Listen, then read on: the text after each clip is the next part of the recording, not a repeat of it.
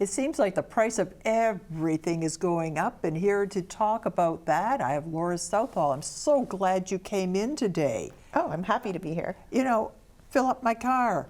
Yeah. Holy cow, do I have to take out a mortgage to do this? What did $4 for a head of romaine? One head of romaine, $4. And a melon is going to rent $3. Like, holy cow, and I'm just one person feeding one person. This is crazy. It's pretty crazy. So inflation is up over the last 12 months, 6.7%.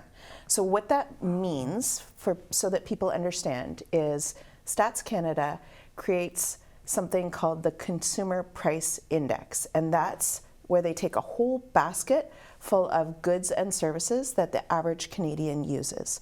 So think they divide it up into 8 different categories, but think food, clothing, shelter, recreation, and they take the price of all kinds of things and they measure that once a month.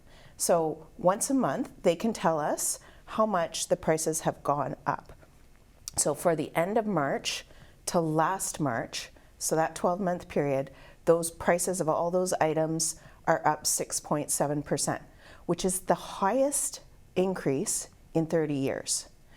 So that's significant, and we're seeing it as everyday people at the pump for sure, because gas is up 32% over the last 12 months, with food, which is up 8.7%, and with shelter, which is the highest it's been in 30 years too.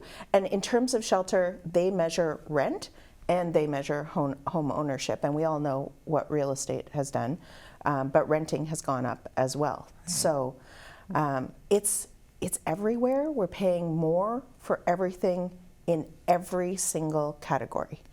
So that's impacting people. So why is this going up? Yeah, there's 2 factors really that are seen as the biggest 2 factors, and one is supply chain issues. There have been huge supply chain issues because of COVID.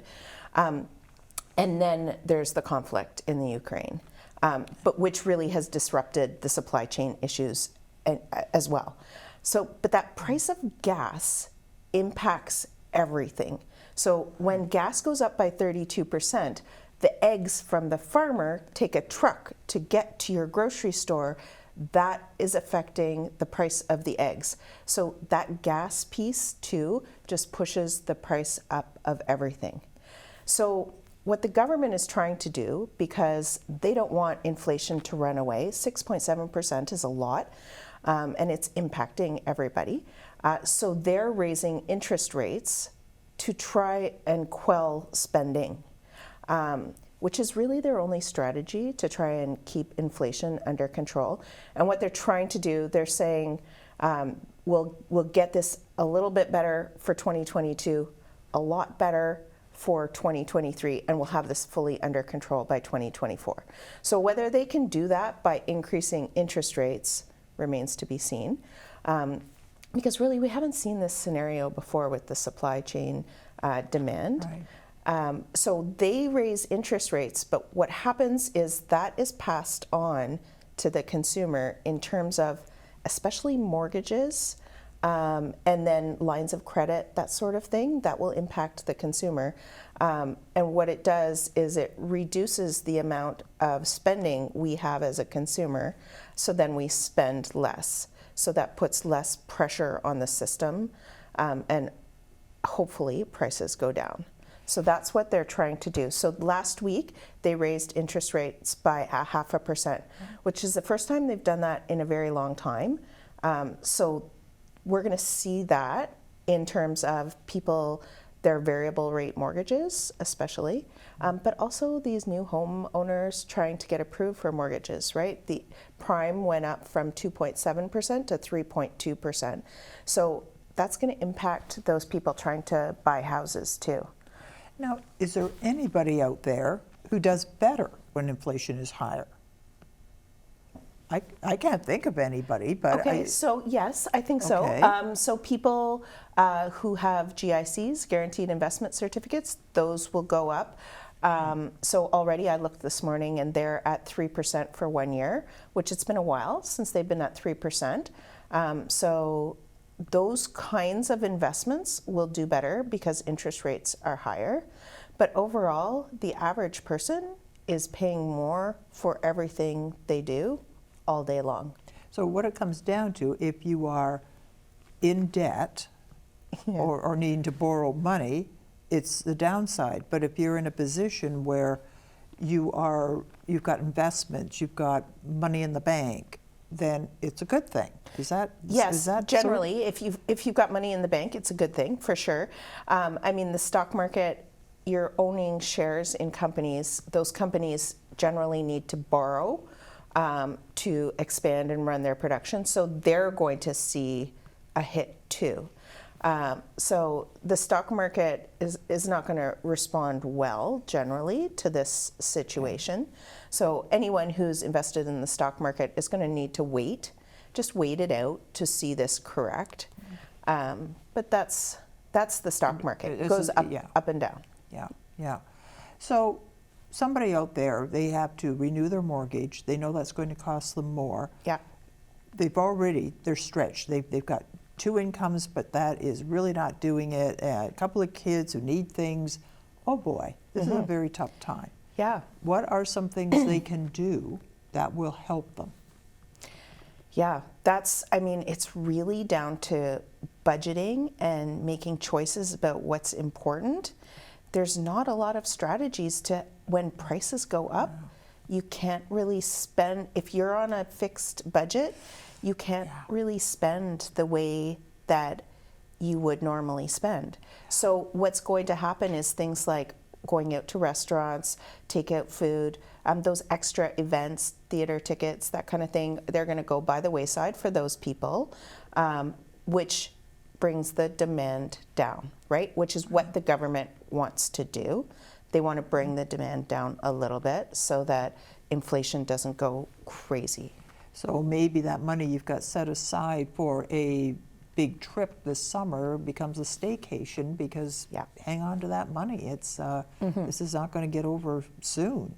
And what the government did in March of 2020 when COVID happened, they dropped the interest rates by 0.5% to stimulate spending because it was a pandemic and they wanted people to spend, which was generally a good thing. But now we have to pull back from that because we're coming out of this and inflation can get a bit runaway at this point. So we have to pull back. This is the right thing to raise the interest rates and to curb inflation. And we did have to have some consequences. Coming out of that pandemic after 2 years, there were going to be some consequences, and 6.7% inflation. I mean, the government tries to target between 2 and 3%, and 2 is ideal, and 3 is okay, but 6.7 is starting to be out of control, which is why they're pulling it back. Minimum wage is what, at 15 now? 15, 16? I think it's at 15% right now. $15 right now. Yeah. Okay. Will that happen? Will people just start saying, I cannot live on $15 an hour?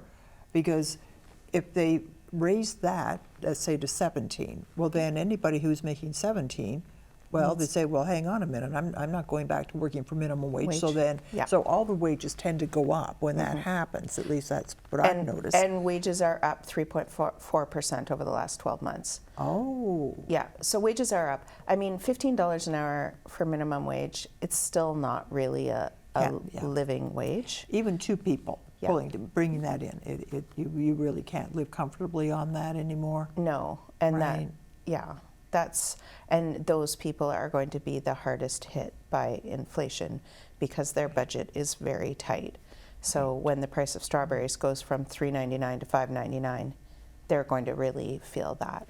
Yeah. You learn to, I had a guest a few weeks ago, she said to eat seasonally. Yes, it's the way. So true. And so it's the things that you can put in cold storage for the winter. So it's carrots and potatoes and cabbage and those kinds of things. And strawberries, nope, not when they're imported. Nope, you can't afford them. You just simply can't. And there are lots of ways to prepare your food and cook that can reduce the prices, but you have to have the strategies to do that too, Right. and the education around that.